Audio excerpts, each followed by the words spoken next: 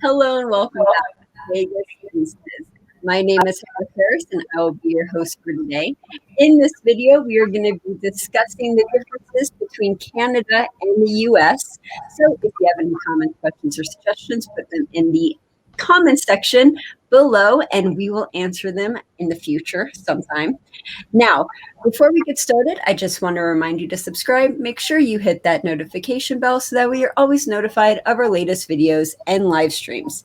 If you're brand new to this channel and this is your first time here, Vegas Aces was created as a way to help people learn how to play and deal casino table games. As a way to give back to our community, we offer a free dealing trade school where we help place dealers at no cost. Vegas Aces has evolved into a marketing business that helps table game inventors bring their ideas to fruition and assist placing their new game in a casino. Now, on with the show.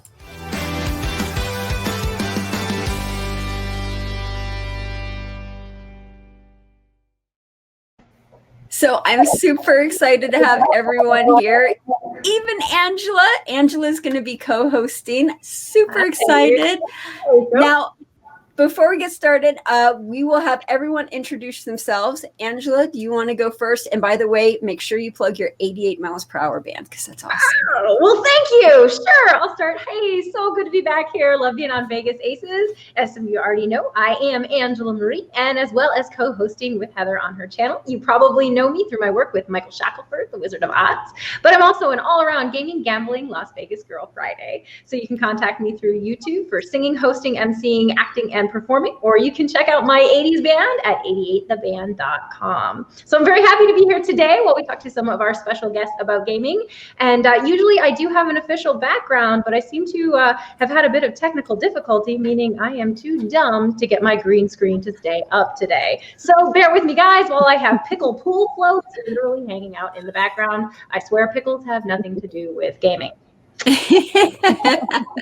By the way, you can't blame that on yourself. It was totally the tape. It was all the tape. It was all the tape. It was all the tape. You're right. Yep. It's not that user error can't use tape.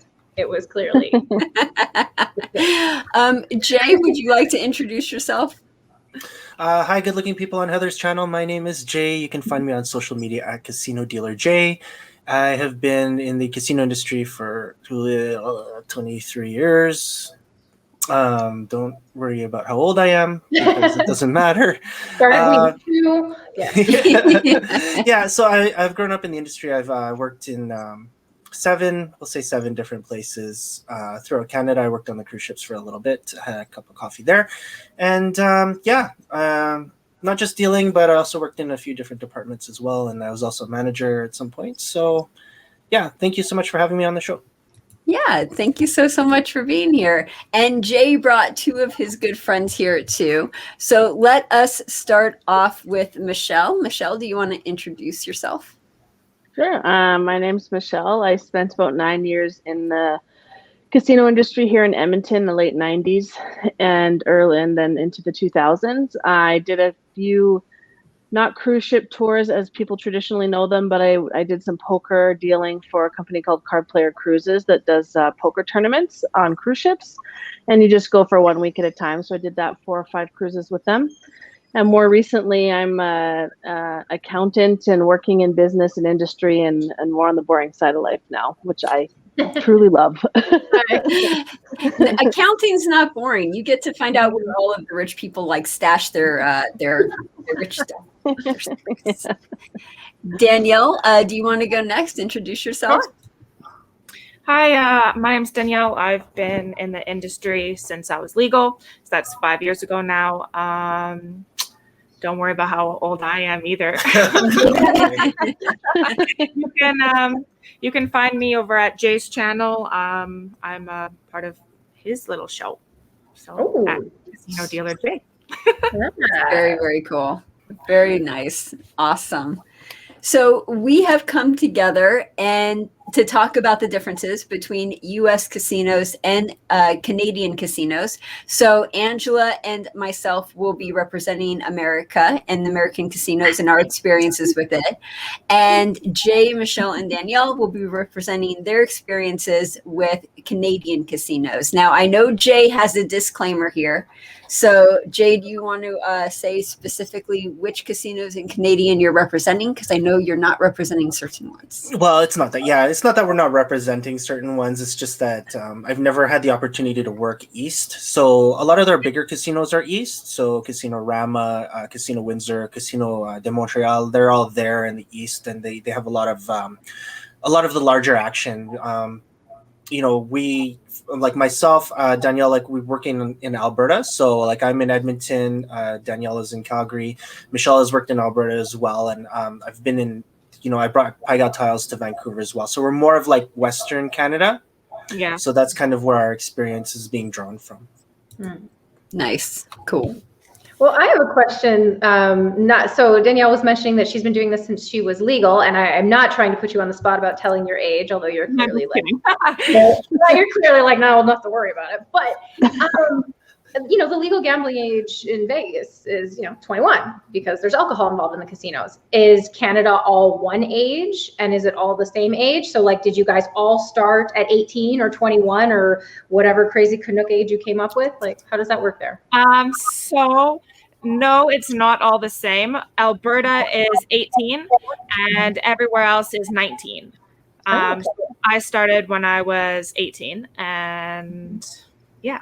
So it's different there, and yeah, I don't know why really. Does anyone know? Oh, it's gonna be my next question. Yeah, is why was one province different than anything else? I mean, I know that Quebec has its own rules about everything, but but interesting that just inside like mainland Canada, if you will, that you would have different age limits on your gaming. I think it's just because it's regulated by the province. I think actually Manitoba is 18 as well. Oh, okay. Okay. There's And my question, 2 or 3 provinces that are 18. yeah. Okay, so 2 or 3 different provinces let you game at 18. Interesting. Okay. And then how hard was it for you guys to get a job as a dealer? Did you go to a dealing school? Was the dealing school a part of the casino, or was it like its own separate thing, or did you get a job a different way? Do you want me to go? Yeah, anyone. We our cash cages, they are run by volunteers. Oh. So when you cash out your chips, they're run by volunteers from like different sports groups or different organizations. And so I was volunteering for like Alberta snowboarding, and then after the shift, the games manager said, "Do you want a job?" And then so I just got offered the job on the spot, and then I went to a blackjack training class for 2 weeks in the casino. Okay. Mm-hmm. Oh. My experience was a little bit unique in that pretty much my whole family, there's so many people in my family that worked in the casinos in Edmonton, at least a dozen, if not more. And my aunt had been working at the casino for a while, and she actually taught me how to deal blackjack. And then so I just went in and did a table test. I think traditionally in Vegas you call them auditions. Here we know them as table tests. Yeah. And so I got the job that way. My mom worked for the casino. My aunt, I had several aunts and cousins who worked there. And I think shortly after I did that, they stopped allowing that. You then had to go through the training with the casino or have already worked in another casino to be able to table test or to get a job. Okay. So did your family train you or like teach you how to deal? And then that's what you're talking about. Like after that, you couldn't do that anymore and you had to go to their training. Exactly. Like for me, I got a job that way, but shortly after I got employed, they stopped allowing just random table tests. You had to go through their training or prove that you worked in another casino in the province. Okay. Michelle, was that just at that casino? Because at the first casino I worked at, I'm pretty sure they still allow that. It could be just that casino. This was also in the late 90s. So this is like, over 20 years ago now. So it definitely could have changed since then. Okay. Interesting. Cool. Yeah, I know in Las Vegas, you could pretty much get an audition whenever you want. They don't know what school you went to. They don't know where you worked at. Hey, you want an audition? Sure, get on your table. Let's see you make a fool of yourself or get a job, one of the two. Exactly. You know. And in Las Vegas, of course, you have to be 21 and everything. There was no 18, no 19, no nothing like that. So that's really interesting to see the differences. And what about you, Jay? Did you have the same experience or a different experience? Mine's a little different. I was 18 turning 19, and I actually joined I was in a dealing school, so I had to pay $80 to take blackjack. $80. Yeah, it was I $80. know, right? I'm sorry, this is so unbelievable. Well, in the U.S. is, I mean, they're not going to charge as much as like a 4-year college, but $80, that's hilarious. That wouldn't buy your textbook and your cards. That's funny. That's awesome. Go Canada. So, at the time it was unique because this is the first school like in the city that was actually they were training dealers for different casinos, like different companies. So it was different in that sense. For me, I was actually like, I have a brother and he's like 7 years older than me, so he was already in the industry. So I was learning at 11 because I was like with him when he was starting to play, and we would just go on an ironing board and actually learn how to, I was his player, and then like he would let me deal as well. So yeah, it was meant to happen for some reason. So then I ended up joining when I was legal. So That's cool. That's really cool. And when all of you guys like were doing your table test and getting trained, it was one specific game, so you could get hired as just a blackjack dealer, or did they want you to know more games, or they were willing to train you? Like, what did you guys do with that? So for me, it was blackjack's the first game, and you get hired just dealing blackjack, and then they throw you on like some of the carny games, like Chase the Flush or what's that poker one that I hate? Four-card poker? Ultimate Texas Hold'em. Ultimate Texas Hold'em. Yeah. I hate it. But then after that, as they run classes, they either ask you to go into that training, or you can ask to be a part of the class as well, and it's free. Oh, nice. At least it was free for me. Yeah, and then the casino I work at now actually pays you your hourly wage to Wow. That's awesome. amazing. Yeah, that's different. That doesn't happen anywhere in the U.S. that I'm aware of. We definitely not in Las Vegas. No, or even I'm aware of some of what goes on in the Midwest casinos as well, and some of them will allow you to learn on your shift, so you are technically still getting your hourly, but it's only if, like, let's say your table is dead, they'll let you, for your 20-minute break, then you can go shadow on a table, and then if your table was super dead, they might let you stay your next 40 minutes there. But even that's like only the gods have to align and the planets in the right order. Yeah. Wow, And that's very different.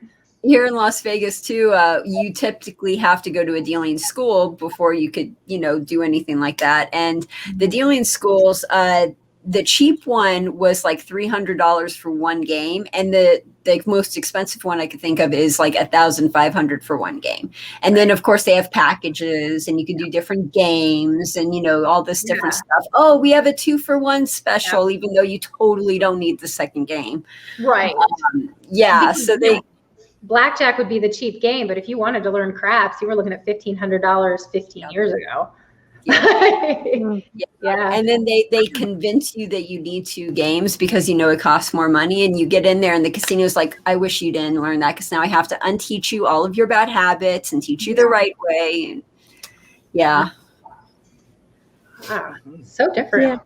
I know. I mean, right? there was a bit of an evolution here. Like, Jay, you could probably speak to this better than anyone, because I'm sure it was you at one point. You were employed as a trainer, were you not? That's right. Yeah, I was. So I was a training coordinator, and that's kind of when there was a big shift. And prior to that, there wasn't really any consideration for the dealers that were already working in the casino and how they were supposed to manage their time, their schedules, because they were full-time dealers. how are we supposed to get these dealers trained up? Because they're Right. sacrificing a lot of their time. So that's kind of when the idea came to actually pay the dealers. And, by giving them that wage, then it kind of alleviated a lot of, like the financial stress and the time commitments. The only problem was that, like the tips were difficult. It was really difficult to kind of like work without tips. So it was really, it was still kind of hard at times to get like, full courses. So. Right. Yeah. Well, you talking about the financial part of it. I know Heather's going for another question, but I got to get that. I'm super curious. Sorry, this is not a scripted question. I'm really curious. Is it as tip dependent for a dealer in Canada?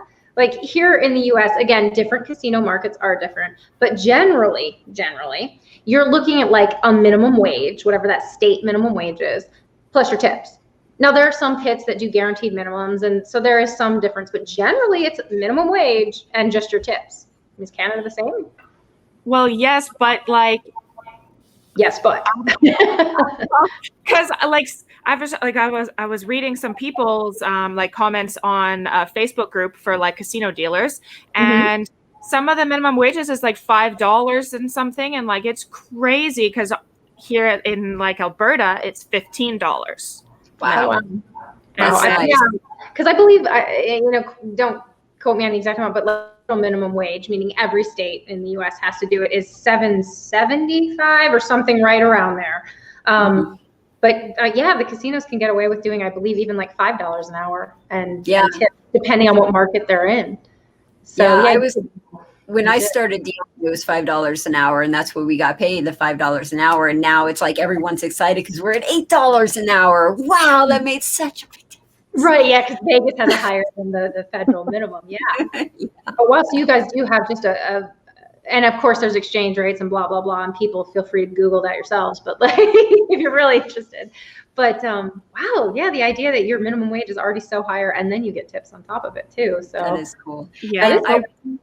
I really want to go into tips because tips are really, really interesting. But before we go into tips, before we do that, we have a quick word from our sponsor. If you like this video and you want to help support Vegas Aces, then please remember to tip your dealer, and now you can with Super Chat. Super Chat is a way YouTube allows you to show your appreciation by tipping me any amount you want. Go ahead, give it a try, or show your support by becoming a member of our Patreon page. We have several different levels and rewards for you to choose from. Any membership level counts, even $1, so please go join today. Remember, if you guys have any questions, comments, or suggestions, put them in the chat, and I will go over them at the end of this video.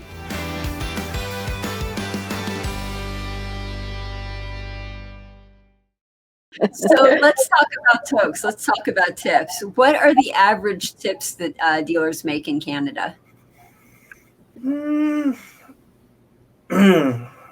Okay, if nobody wants to talk, it's all good. You just ask Canadians about money, so you just ask like the politest people on earth about money. So, well, no, it's difficult. It's difficult to kind of disclose that information. But first off, I'll just say like it varies depending on what casino you work at. When I can say when I started, like if I was started, I made like $6 an hour, and then tips would be like $5 to $6 an hour in the city, and that was like 20 years ago. So, back then you were making kind of like double minimum wage. Okay. So yeah, I mean, like kind of like for the most part, it was somewhere around there. If you worked late night poker, your tips could potentially be a lot higher. So, because maybe. Just to give you guys like an example of everything of what I'm looking for.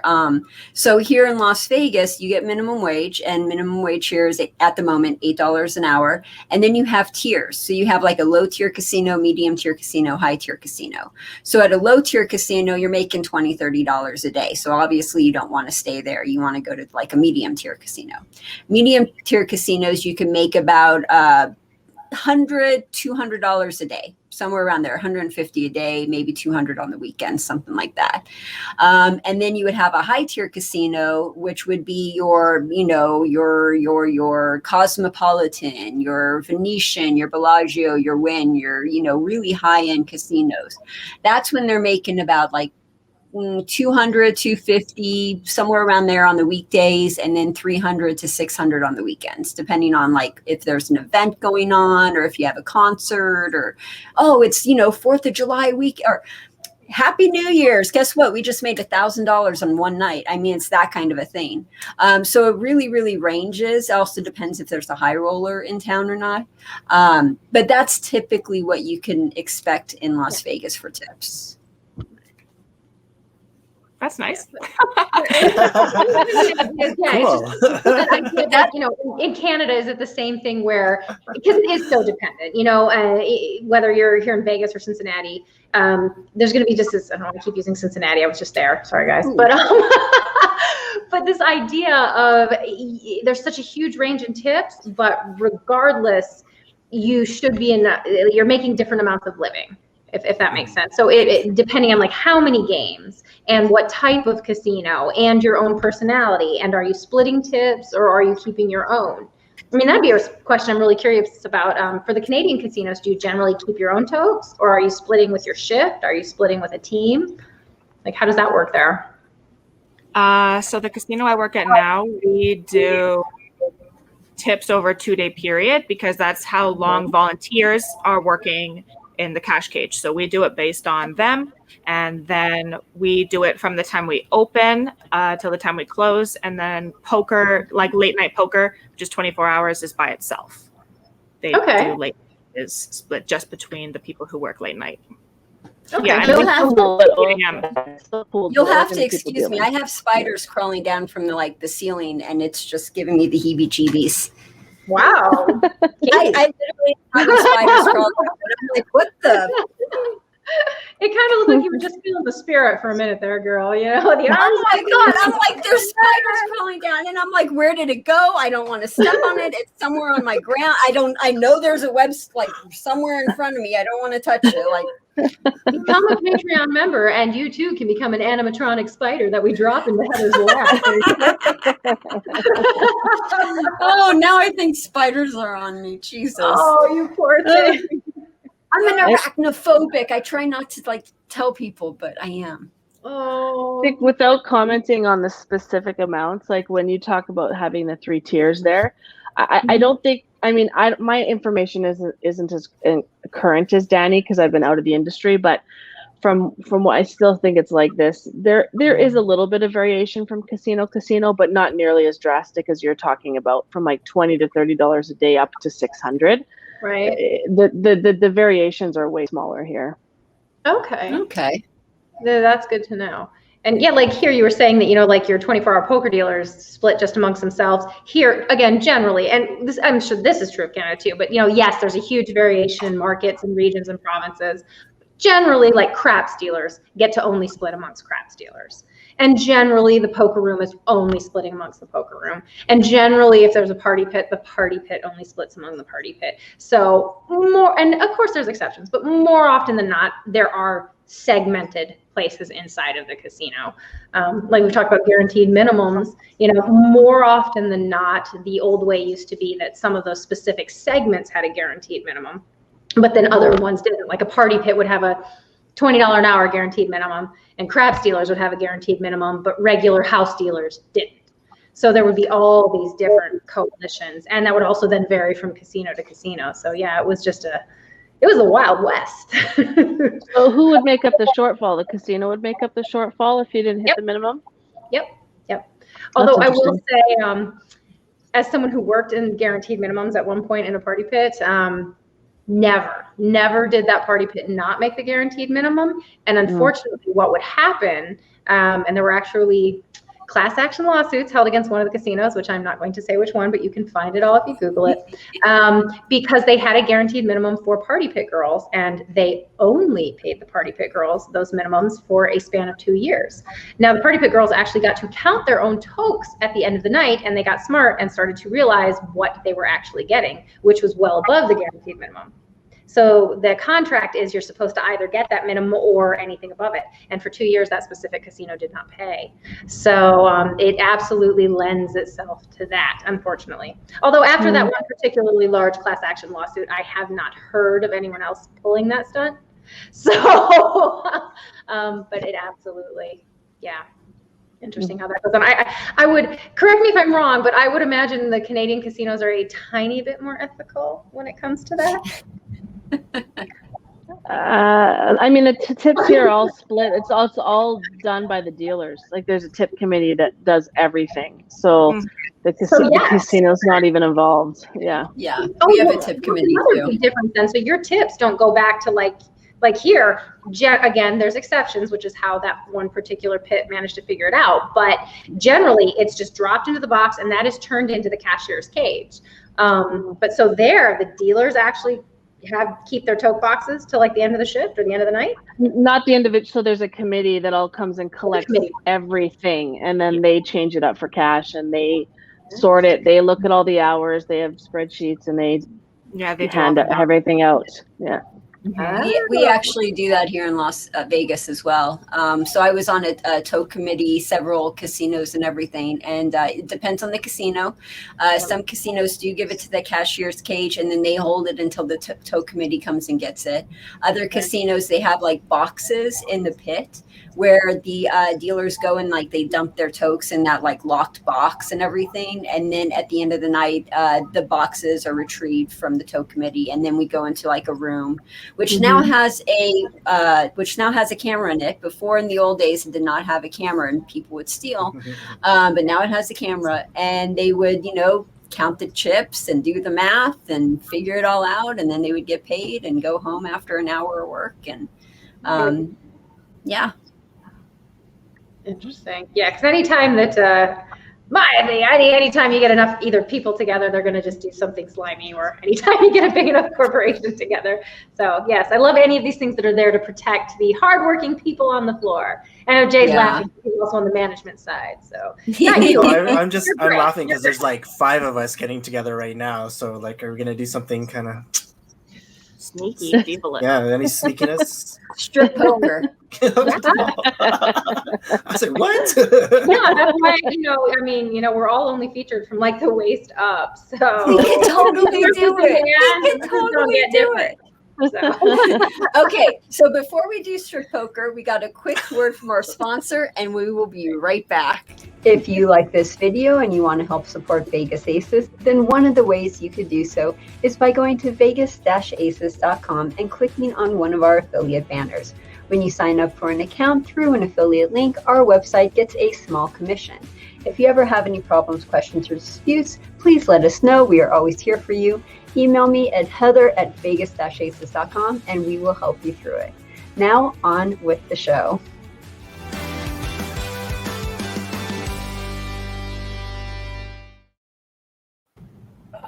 Oh, you guys are doing this with me? Oh, I'm the only one doing it? Oh, okay, never mind. I can't wait till I see the comments for this video. I'm sorry, what? So we are in our last segment. So we are almost done with this video. Now, we talked a lot about getting the job. We talked a lot about tokes. We talked a lot about the important stuff, of course. Now, what about dealing and the table games? What is it like to, be a dealer in Canada? What's it like to deal the table games there? Well, I really love it. I mean, I'm still in the industry, of course, but we're still closed due to COVID, which is something that's very different now. Like, you guys are pretty much all open. Like, there's like no more like screens dividing. Like, I heard a lot of places you don't need masks either. And we still can't even like have lunch on a patio. Like, I think maybe now we just got into that, yeah, so like we're still closed, but it's I'm really excited to get back. And and I love it. Like another thing that I think might be different is that we have like mandatory breaks. Like we can only work for a maximum of like an hour, I think, at least in Alberta here, an hour, and then you get like a 15-minute break. So Okay. We do have that here, depending on which market you're in. Depends on whether it's a 40-minute and then a 20-minute, or an hour and then a 20-minute, or an hour and 20 minutes. But we do actually still have that. And even though sometimes you'll get a bad floor manager who isn't as good about it, that is something that, especially here in Nevada, you don't want to get your casino reported to gaming for. So they actually are pretty good about that one. Yeah. okay. I mean, at the end of the day, it's really in the casino's best interest to stick to that, because your brain just, you're just going to make more mistakes if you're on the table for too long. Exactly. Or kill a customer. Yeah, one or the other. Yeah. You need that mental break. Oh, yes. It was the only thing keeping me from strangling a few of my customers. That's all I can say. Yep, there'd be times when you're just watching it tick down on the little clock you could see behind the pit, going, all right, I can be nice for another 2 minutes. Just grit your teeth and smile. You could do this. Yeah. And like one of my favorite things about it right now is that like we have, at least where I am, we have 4 tables in a rotation. So you change the different game every hour. Oh. So like, because I'm an all games dealer, I could be dealing Pai Gow 1 hour, roulette the next, then like blackjack, and then baccarat, and then just keep going in that rotation. That's nice, because then it changes it up for your brain. Yeah. Different Really cool. players. It's really great. Yeah. Yeah, That's nice. Yeah, in Las Vegas, you get one game, and that's basically your game. And the only dealer who gets to do what you're talking about is the relief dealer. And then they have their little circle that they go to. Yep. I actually learned about that when I went and did poker on the cruise ships with card player cruises. And they were, we did the rotation, and I was like, okay, so what's my because in here, even if you're just dealing one game, you're still going to multiple tables. Oh, okay. Okay. Wow. And so, but there for poker, it was like, I was like, can you explain this to me again? I'm like, I just stay at this table the whole time. They're like, yeah, you're not the relief dealer. I'm like, what's a relief dealer? Like, what are you talking about? So they did it that way. You just stay at one table. And actually later on in the years, they ended up switching to a rotation-based system where you actually just push to every table. You just keep going through every table. So when you come back, you go to the next table, and they go to the next table. So you actually were only at a game for like 20 minutes at a time, and you just kept pushing. Okay. So do you know why they do that? No, but as a dealer, it was better. It was lighter. It was, you get more variety. You're not stuck in one place for an hour. And especially in poker, all games, I think you can have this. You always have difficult players periodically, or the drunk or whatever. There's different reasons that players can be a bit frustrating. And if you're going back to the same table all the time, that's just not good for either party, right? Because if there's some tension there, then it gets a little bit tough to handle. And so poker, players always think that you're bad luck or you're the reason they're losing. And so if you go to another table, it kind of alleviates some of that tension that gets created, whether it's fabricated or not. Nice. That's cool. Interesting. I mean, generally what I would find is that, because again, party pits tend to have less games in them. You'll mainly have blackjack, and then you have some carnival games. You have 3-card poker, Mississippi stud, stuff like that, but not as many. And you would always go back to your same table. Like you did your 40 minutes or hour on the table, then your 20 minutes dancing or 40 minutes dancing, depending on where you were at. You got your 20 minutes off, and you went back to your table. And that was just every day, all day. And if you did go back to a different table, it's just because the floor guy lost his pattern of what was going on, or they opened a new table. But so you just went back and back. And I'm with you. It would be really obnoxious if you had people that would groan because they thought you were the bad luck. But it could also work for you because you get to be it's a great table. In your face deal, that you could just have a great time and kind of pile it in. But interesting, the idea of like moving people all the way around, they really don't do that here. No. Yeah. Very so good. I think 4 tables and 5 dealers. Yeah. I think the reason why they don't do that here is because they're trying to be more customer service centric, where they figure if we stay and build relationships with the people on our tables, then they're more likely to stay on that table for a long period of time, because you're talking about whatever it is you two are interested in that you formed a bond over. You can't really do that when you're on the break for, when you're on the table for 20 minutes and then you move to another table. Yeah, I could see that for sure. Yeah. But notice all the Canadians made a face. They were all like, I don't want my dealer bonding with me. It's so American. We're like, hi, I'm your new best friend. And the I mean, if you're not interested in customer service, though, it's the wrong industry for you. So, Amen. as much as there's difficult players, and that's part of the job. Yeah. I mean, when I first started, I was like, okay, wait, you need to explain this to me. You're going to pay me that much money to play cards? Right. Yeah, okay, I'm in. Yeah. Exactly. I did it for 9 years, and I loved it. It was hard to leave, So it's there's a lot of good things about it. As much as we talk about the tension, there's a lot of great things about it for sure. Lots of really great regulars. It's awesome. Yeah. Yes. Yeah. That sounds like a pretty good place to leave it off, unless someone else wants to say anything that I might have forgotten. Canada rules. Wait, Canada rules. Wait, I'm Team USA. I know That's awesome. Thank you guys. Cheese curds. Sorry. Yeah, no, I want to say, like, our games are fairly similar. Our blackjack is probably a little bit different because we do it European style, so no whole card. Okay. I mean, we do have some whole card like available, but a lot of it is just shoe dealing. So it's like not even 4 decks anymore. It's more like 6 decks, 8 decks, and continuous shuffler. Yeah. Yeah, you guys don't do pitch at all, do you? The pitch deck, but you don't. Yeah. No, not for blackjack. No, Yeah. it's not regulated. Yeah. So that's why No we don't pitching. That's a dream come true. No, I actually like to be dealer. Like, yeah, I like it though. I love it. I hated it as a newbie, but I love it now. Like, yeah, you were telling a story on Jay's channel earlier. By the way, if you guys can, go check out Jay's channel. Watch that video. Really, really cool. I'm pointing the wrong way.